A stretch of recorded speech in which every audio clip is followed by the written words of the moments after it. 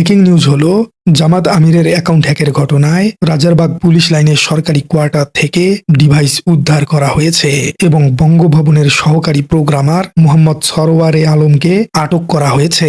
বঙ্গভবন থেকে বঙ্গভবনের একজন কর্মকর্তাকে গ্রেপ্তার করা হয়েছে। বঙ্গভবনের ওই কর্মকর্তার মেল আইডি ব্যবহার করা হয়েছিল জামাত আমিরের এক্স হ্যান্ডেল হ্যাক করার জন্য। সেই কারণেই এই কর্মকর্তাকে তদন্ত চলার পরে তাকে গ্রেপ্তার করার ঘটনা ঘটল। পুলিশ দর্শক, ব্রেকিং নিউজ, জামায়াতের আমিরের এক্স আইডি হ্যাককারীকে আটক করেছে পুলিশ।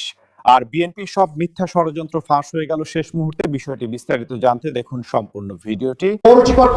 মাদেরকে নিয়ে একটা বক্তব্য দিয়ে দিয়েছে আমারটা হ্যাক করে। যারা মাদেরকে সম্মান করতে জানে না তারা এখন মিছিল শুরু করে দিল। সত্যের একটা বদ অভ্যেস আছে, সে বেশি দিন লুকিয়ে থাকে না, আর যখন বের হয় তখন মিথ্যের প্রাসাদে ভূমিকম্প হয়ে যায়। গত 3 দিন ধরে আমরা কি দেখলাম? বাম সংগঠনগুলো শাহবাগে ঝাড়ু মিছিল করলো, ছাত্রদল এবং বিএনপির নেতারা টকশোতে তুফান তুললেন। তখন তারা বলছে তাদের এই আইডি নাকি আইডি হ্যাক হয়ে গিয়েছিল। এমনকি বিএনপির ভারপ্রাপ্ত চেয়ারম্যান তারেক রহমান সরাসরি বললেন জামাত মিথ্যা বলছে, আমিরের অ্যাকাউন্টটি হ্যাক হয়নি, এটা আমির নিজেই লিখেছে। অর্থাৎ আমিরের এক্স অ্যাকাউন্টের সেই বিতর্কিত নারী বিদ্বেষী পোস্ট। কিন্তু আজ মধ্যরাতে ডিবি পুলিশের অভিযান সব চিত্রনাট্য উল্টে দিল। ব্রেকিং নিউজ হলো জামাত আমিরের অ্যাকাউন্ট হ্যাকের ঘটনায় রাজারবাগ পুলিশ লাইনের সরকারি কোয়ার্টার থেকে ডিভাইস উদ্ধার করা হয়েছে এবং বঙ্গভবনের সহকারী প্রোগ্রামার মোহাম্মদ সরওয়ারে আলমকে আটক করা হয়েছে। হ্যাঁ, আপনি ঠিকই শুনছেন, বঙ্গভবন অর্থাৎ রাষ্ট্রের সর্বোচ্চ প্রশাসনিক কেন্দ্র। আজকের পর্বে আমরা দেখব এই প্রোগ্রামার কিভাবে বিরোধীদের মিডিয়া ট্রায়ালকে চুরমার করে দিল এবং প্রমাণ করলো জামাত সত্য ছিল আর বাকিরা আবেগে ফানুস উড়াচ্ছিল। চলুন থলের বিড়াল কিভাবে বের হলো তা বিশ্লেষণ করা যাক। সবচেয়ে বড় শখ হলো হ্যাকারের পরিচয়। সে কোনো সাধারণ ছিচকে চোর নয়, সে বঙ্গভবনের আইটি সেলের সহকারী প্রোগ্রামার। জামাত আগেই বলেছিল বঙ্গভবনের মেইল ব্যবহার করে হ্যাক করা হয়েছে জামাতে আমিরের আইডিটি। তখন অনেকে হেসেছিল। আজ বর্তমান ডিবি প্রধান নিশ্চিত করলেন সেই অভিযোগ শতভাগ সত্য। বিশ্লেষকরা একে বলছেন স্টেট স্পন্সর্ড সাইবার স্যাবোটেজ। সরকারের পেটের ভেতরে বঙ্গভবনে বসে কারা এই কলকাঠি নাড়ছে? সরওয়ারে আলম কি একা, নাকি তার পেছনে বড় কোনো মাস্টার মাইন্ড আছে যারা চেয়েছিল নির্বাচনের আগে জামাতকে নারী বিদ্বেষী প্রমাণ করে তাদের ভোট ব্যাংকে ধস নামাতে? এই ঘটনাটা প্রমাণ করে প্রশাসনে এখনো ফেসিবাদের দোসররা বা ডিপ স্টেট সক্রিয় আছে এবং দুঃখজনকভাবে বিএনপি তাদের ফাঁদেই পা দিয়েছে। এবার আসুন তাদের কথায়, যারা তদন্তের আগেই রায় দিয়ে পুরো বিষয়টিকেই গভীর করে তুলেছিল। ছাত্রদল, বাম ছাত্র সংগঠন এবং তথাকথিত সুশীল সমাজ, যারা গত 2 দিন ধরে ডাক্তার শফিকুর রহমানের চরিত্র হরণ করলেন, নারীদের দিয়ে ঝাড়ু মিছিল করালেন, আজ তাদের অবস্থান কি? আইনের ভাষায় একে বলা হয় প্রিমেচুর জাজমেন্ট বা অপরিণত বিচার। ডিবি যখন প্রমাণ সহ হ্যাকার ধরল, তখন ওই ঝাড়ু মিছিলগুলো আসলে কার গালে লাগলো? জামাতের, নাকি যারা জেনে মিছিল করেছে তাদের নিজেদের গালেই? এই ঘটনাটি বাংলাদেশের রাজনীতির ইন্টেলেকচুয়াল ব্যাংক্রাপসি বা বুদ্ধিভিত্তিক দেউলিয়াত্বকে নগ্ন করে দিয়েছে। একজন প্রোগ্রামার হ্যাক করলো, আর আপনারা সেটা যাচাই না করেই একটি দলের প্রধানকে নারী বিদ্বেষী ট্যাগ দিয়ে দিলেন। জামাত যে ধৈর্যের পরিচয় দিয়েছে আর বিরোধীরা যে অধৈর্যের পরিচয় দিয়েছে, এই কন্ট্রাস্ট বা বৈপরীত্য সাধারণ মানুষের চোখ এড়াচ্ছে না। তারেক রহমান বলেছিলেন জামাত মিথ্যা বলছে, অর্থাৎ জামাতের আমিরই নাকি এই পোস্টটা দিয়েছে। আজ পুলিশের তদন্ত বলছে জামাত সত্যই বলেছিল। এখন কি তারেক রহমান তার বক্তব্য প্রত্যাখ্যান করবেন? তিনি কি ক্ষমা চাইবেন, নাকি এই হ্যাকিং নাটকের পেছনে আরো গভীর কোনো খেলা আছে যেখানে বিএনপিকেও ব্যবহার করা হয়েছে? সরওয়ারে আলমের জবানবন্দিতে কাদের নাম বেরিয়ে আসতে পারে? পলিটিক্যাল বুমেরাং এবং বিরোধীদের এই লজ্জাজনক হারের রাজনৈতিক ফলাফল নিয়ে চলুন আলোচনা করা যাক। রাজনীতিতে ইনফরমেশন ইজ পাওয়ার, অর্থাৎ তথ্যই হলো শক্তি। কিন্তু ভুল তথ্যের উপর ভিত্তি করে যদি কোনো শীর্ষ নেতা সিদ্ধান্ত নিয়ে ফেলেন, তবে তা স্ট্র্যাটেজিক ব্ল্যান্ডার বা কৌশলগত মহাবিপদ থেকে আনে। বিএনপির ভারপ্রাপ্ত চেয়ারম্যান তারেক রহমান যখন লাইভে সরাসরি বলেছিলেন জামাত মিথ্যা বলছে, তখন তিনি আসলে একটি বড় জুয়া খেলেছিলেন। তিনি হয়তো ভেবেছিলেন হ্যাকাররা ধরা পড়বে না এবং এই ইস্যু দিয়ে জামাতকে কোণঠাসা করা যাবে। কিন্তু যখন রাজারবাগ পুলিশ লাইনের সরকারি কোয়ার্টার থেকে ডিভাইস উদ্ধার হলো এবং বঙ্গভবনের প্রোগ্রামার আটক হলো, তখন তারেক রহমানের সেই বক্তব্যটি বিএনপির বিশ্বাসযোগ্যতার কফিনের শেষ পেরেক ঠুকে দিল। সবচেয়ে বড় প্রশ্নটি হলো, তারেক রহমানকে এই ভুল গোয়েন্দা তথ্য আসলে কে দিল? তিনি কিভাবে এত নিশ্চিত হলেন যে হ্যাক হয়নি? বিশ্লেষকরা বলছেন, বিএনপির ভেতরেই এমন একটি মিস ইনফরমেশনাল সেল কাজ করছে, যারা তারেক রহমানকে ভুল বুঝিয়ে জামাতের বিরুদ্ধে উস্কে দিচ্ছে। হ্যাকার গ্রেপ্তারের পর জনমনে প্রশ্ন জাগছে, তারেক রহমান কি তদন্তের অপেক্ষা করতে পারতেন না? তিনি কি রাজনৈতিক ফায়দা লুটতে গিয়ে সত্যকে অস্বীকার করলেন? রাষ্ট্রবিজ্ঞানে একে বলা হয় কনফার্মেশন বায়াস, অর্থাৎ আমি যা বিশ্বাস করতে চাই সেটাই সত্য বলে নেওয়া। আজ যখন প্রমাণ হলো জামাত সত্য ছিল, তখন তারেক রহমানের রাজনৈতিক দূরদর্শিতা নিয়ে তার নিজের দলের কর্মীরাই প্রশ্ন তুলছেন। এটি বিএনপির জন্য এক বিশাল পাবলিক রিলেশনস ডিজাস্টার।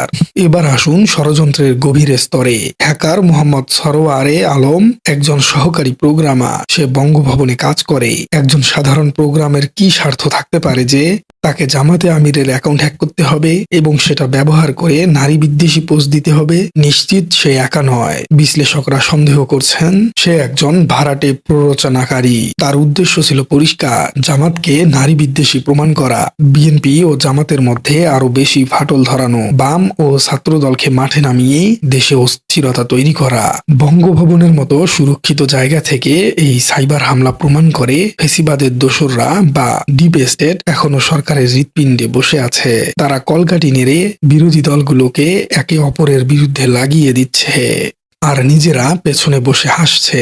শাহবাগে যারা জামাত নিপাত যাক বলে ঝাড়ু মিছিল করলেন, তাদের জন্য আজকের দিনটি শিক্ষার। আবেগ ভালো, কিন্তু অন্ধ আবেগ বিপজ্জনক। আপনারা যাচাই না করেই রাস্তায় নামলেন, জামাতকে গালি দিলেন। এখন যখন প্রমাণ হলো এটা হ্যাকারের কাজ, তখন আপনারা কি ক্ষমা চাইবেন নাকি চুপ করেই থাকবেন? এই সিলেক্টিভ সাইলেন্স বা সুবিধাবাদী নীরবতা প্রমাণ করে তাদের এজেন্ডা নারীর অধিকার ছিল না, তাদের এজেন্ডা ছিল মূলত জামাত বিরোধিতা। সাধারণ মানুষ এখন বুঝছে এই ঝাড়ু মিছিলগুলো আসলে স্ক্রিপ্টেড নাটক ছিল, যার রিমোট কন্ট্রোল ছিল ওই হ্যাকারদের মাস্টার মাইন্ডের হাতেই। অবশেষে পুরো ঘটনার ফলাফল আসলে কি দাঁড়ালো? যাকে ঘায়েল করতে চাওয়া হলো, অর্থাৎ ডক্টর শফিকুর রহমানকে, তিনি এখন হিরো বনে গেলেন। মানুষ দেখলো রাষ্ট্রযন্ত্র ব্যবহার করে, মিডিয়া ট্রায়াল করে এবং মিথ্যা অপবাদ দিয়ে একজন ভদ্রলোককে হেনস্থা করার চেষ্টা হয়েছে। বাঙালির একটা চিরাচরিত স্বভাব আছে, তারা মজলুম বা ভিকটিমের পাশে দাঁড়ায়। এই ঘটনা জামাতের ভোট ব্যাংকে বিশাল সিম্পেথি ওয়েব তৈরি করবে, বিশেষ করে নারী ভোটাররা যাদের ভুল বোঝানোর চেষ্টা করা হয়েছিল। তারা এখন বুঝবে জামাতে আমির নারীদের সম্মান করেন বলেই ষড়যন্ত্রকারীরা তার আইডি হ্যাক করে এই নোংরা খেলা খেলেছে। দিন শেষে এই হ্যাকিং নাটক বিরোধীদের জন্য বুমেরাং হয়ে ফিরে এলো। প্রিয় দর্শক, আপনার কি মনে হয় এই হ্যাকিং এর পেছনে কি শুধু বঙ্গভবনের ওই প্রোগ্রামারই জড়িত, নাকি আরো কোনো রাজনৈতিক বড় শক্তি এর সাথে জড়িত রয়েছে? কমেন্টে জানিয়ে দিন আপনার মূল্যবান মতামত। আর আমাদের এই চ্যানেলে নতুন হয়ে থাকলে চ্যানেলটি সাবস্ক্রাইব করার অনুরোধ থাকলো। দেখা হচ্ছে পরবর্তী কোনো ভিডিওতে। দর্শক, জামাতের আমিরের টুইটার অর্থাৎ এক্স হ্যান্ডেল যে হ্যাক হওয়ার ঘটনা জামাতের পক্ষ থেকে বারবার দাবি করা হচ্ছিল হ্যাক হয়েছে, কিন্তু বিএনপি বারবার বলছিল যে এটা হ্যাক হয়নি, হ্যাকের নাটক সাজাচ্ছে জামাত। এই ঘটনায় অবশেষে এই মধ্যরাতে, এই ভিডিওটা যখন করছি তার কিছুক্ষণ আগে, বঙ্গভবন থেকে বঙ্গভবনের একজন কর্মকর্তাকে গ্রেপ্তার করা হয়েছে। বঙ্গভবনের ওই কর্মকর্তার মেল আইডি ব্যবহার করা হয়েছিল জামাত আমিরের এক্স হ্যান্ডেল হ্যাক করার জন্য। সেই কারণেই এই কর্মকর্তাকে তদন্ত চলার পরে তাকে গ্রেপ্তার করার ঘটনা ঘটল। পুলিশ নিশ্চিত করেছে গভীর রাতে এই তথ্যটি। গণমাধ্যম এই খবর নিশ্চিত করছে যখন আমরা দেখছি জামাতের সেক্রেটারি জেনারেলের এক্স হ্যান্ডেলেরও হ্যাক হওয়ার ঘটনা। চলুন একটু জেনে দেখি প্রকৃত ঘটনা কি ঘটলো, মধ্যরাতে কি খবর আসলো গণভবন থেকে। থাকবেন পলিটিক্স টিভির নিয়মিত আয়োজন। দর্শক, বলছিলাম জামাতের আমির তার এক্স হ্যান্ডেল হ্যাক হওয়ার ঘটনার 2 দিনের মধ্যেই যেটা দেখতে পেলাম আমরা, আজকে গভীর রাতে অভিযান চালিয়ে বঙ্গভবনের এক কর্মকর্তাকে গ্রেপ্তার করা হয়েছে। চ্যানেল 24 এই খবরটা নিশ্চিত করছে। তাদের শিরোনামটা দেখে নিন। তারা বলছে, জামাত আমিরের এক্স অ্যাকাউন্ট হ্যাক, বঙ্গভবনের কর্মকর্তা আটক। সেখানে বলা হচ্ছে, বাংলাদেশ জামাত ইসলামের আমির ডাক্তার শফিকুর রহমানের এক্স সাবেক টুইটার অ্যাকাউন্ট হ্যাকের ঘটনায় বঙ্গভবনের এক কর্মকর্তাকে আটক করা হয়েছে। ঢাকা মহানগর গোয়েন্দা পুলিশ ডিবি আটক করেছে তাকে। আটককৃত এই কর্মকর্তার নাম মোহাম্মদ সরোয়ারে আলম। তিনি বঙ্গভবনে রাষ্ট্রপতি কার্যালয়ের সহকারী প্রোগ্রামার। জামাত আমিরের ডিভাইস নিয়ন্ত্রণ নিয়ে বিতর্কিত পোস্ট ইস্যুতে মঙ্গলবার 3 ফেব্রুয়ারি দিবাগত মধ্যরাতে তাকে আটক করা হয়েছে, অর্থাৎ এই রাতে আটক করা হয়েছে। ডিএমপির ডিবি প্রধান অতিরিক্ত পুলিশ কমিশনার শফিকুল ইসলাম এই তথ্য নিশ্চিত করেছেন। তিনি জানান, বঙ্গভবনের সহকারী প্রোগ্রামার মোহাম্মদ সারোয়ারে আলম নামের একজনকে জিজ্ঞাসাবাদের জন্য ডিবি কার্যালয়ে আনা হয়েছে। জিজ্ঞাসাবাদ শেষে পরবর্তী পদক্ষেপ নেওয়া হবে। এদিকে রাজধানীর মতিঝিল এজিবি কলোনিতে অভিযান পরিচালনা করছে ঢাকা মহানগর গোয়েন্দা পুলিশ ডিবি। আজকে রাতে 12টার পর এই অভিযান শুরু করা হয়। আইনশৃঙ্খলা রক্ষাকারী বাহিনীর সূত্র বলছে, জামাত ইসলামীর আমিরের এক্স হ্যান্ডেল হ্যাককারীকে ধরতে মতিঝিলের এজিবি কলোনিতে অভিযান চালাচ্ছে ডিবি পুলিশ। এ বিষয়ে আগে অতিরিক্ত পুলিশ কমিশনার শফিকুল ইসলাম বলেছিলেন একটি অভিযান চলছে, এ বিষয়ে এখন কিছু বলা যাবে না। এদিকে ডাক্তার শফিকুর রহমানের ভেরিফাইড এক্স হ্যান্ডেল হ্যাকের ঘটনায় 24 ঘন্টার মধ্যে তদন্ত প্রতিবেদন এবং অগ্রগতি জানাতে সংশ্লিষ্ট কর্তৃপক্ষের কাছে দাবি জানিয়েছে জামাত। রাষ্ট্রপতির কার্যালয়ের এই কর্মকর্তাকে যখন আটক করা হলো, জামাতের পক্ষ থেকে আগেই বলা হয়েছিল যে মেল থেকে যে ফিশিং মেল পাঠানো হয়েছিল, সেই মেলটা রাষ্ট্রপতির অফিসে বঙ্গভবনের একজনের মেল ব্যবহার করা হয়েছে। সেই কর্মকর্তাকেই এই রাতে আটক করার ঘটনা দেখলাম। এই আটকের ঘটনা যখন দেখছি তখন আমরা আজকে এই খবরও জানি, যেটা হচ্ছে যে জামাতের সেক্রেটারি জেনারেল মিয়া গোলাম পরোয়ার তার এক্স হ্যান্ডেল হ্যাক হয়েছে। এই খবরটা গণমাধ্যম সহ তার ছেলে নিশ্চিত করেছে। সেই খবরটা একটু চলুন দেখে নিই, সেই খবরের শিরোনামটা। এবার জামাত সেক্রেটারি জেনারেলের এক্স অ্যাকাউন্ট হ্যাক। জামাত আমির শফিকুর রহমানের এক্স হ্যাকের পরে মিয়া গোলাম পরোয়ারের এক্স অ্যাকাউন্ট হ্যাক হয়েছে। তার ছেলে আহমেদ আতাউল্লাহ সালমান ফেসবুকে পোস্ট দিয়ে এই তথ্য নিশ্চিত করেছেন। সালমানের ফেসবুক পোস্টটা দেখে নিতে পারেন। সেই পোস্টে তিনি লিখেছেন, আব্বুর এক্স আইডিটি হ্যাক হয়েছে, একটি চক্র নির্বাচনকে সামনে রেখে এই চক্রান্ত করছে, কেউ বিভ্রান্ত হবেন না, এর জবাব 12 তারিখের ব্যালটের মাধ্যমে এদেশের জনগণ দিবে ইনশাল্লাহ, এই জাতীয় কথা তিনি লিখেছেন। তার মানে সব মিলিয়ে বোঝাই যাচ্ছে যে একটা সংঘবদ্ধ চক্র জামাতের শীর্ষস্থানীয় নেতাদের পেছনে লেগেছে। এখন এটা যদি রাজনৈতিক হয় তাহলে তো এটা রাজনীতির জন্য অশনি সংকেত।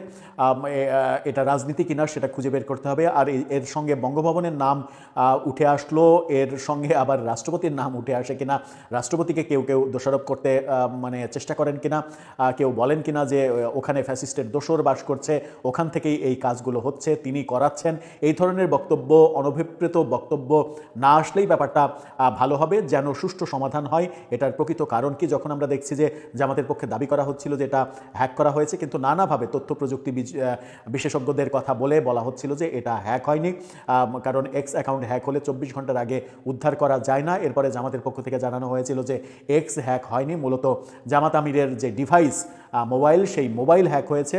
মোবাইল হ্যাক করে মোবাইলে অ্যাক্সেস নিয়ে এক্সে থেকে সেই পোস্টটা করেছে। প্রযুক্তিবিদরা যেটা বলছিলেন যে এক্স সামান্য সময়ের জন্য হ্যাককারী কখনো পোস্ট করতে পারে না, 45 মিনিটের মধ্যে এক্স হ্যান্ডেল উদ্ধারও করা যায় না। সেই জবাবে জামাত বলেছিল যে মূলত এক্স হ্যাক হয়নি, তার যে ডিভাইস, সেই ডিভাইসে হ্যাককারী এক্স হ্যান্ডেল ইউজ করে ওই পোস্টটা দিয়েছিল। দর্শক, সব মিলে পরিস্থিতি কোন দিকে যাচ্ছে? খুব একটা কি সুস্থির পরিবেশ আমরা পাচ্ছি কিংবা পাবো আগামীতে? এই যে দর্শক, এই ভিডিওতে আপনাদের সাথে সম্প্রতি সময়ে ঘটে যাওয়া কিছু গুরুত্বপূর্ণ তথ্য শেয়ার করা হলো। এই সম্পর্কে আপনার গুরুত্বপূর্ণ মতামত আমাদের কমেন্ট বক্সে জানিয়ে দিতে পারেন, আর ভিডিওতে একটি লাইক দিয়ে আপনার বন্ধুদের সাথে শেয়ার করতে পারেন। এখনকার জন্য বিদায় নিচ্ছি। আল্লাহ হাফেজ।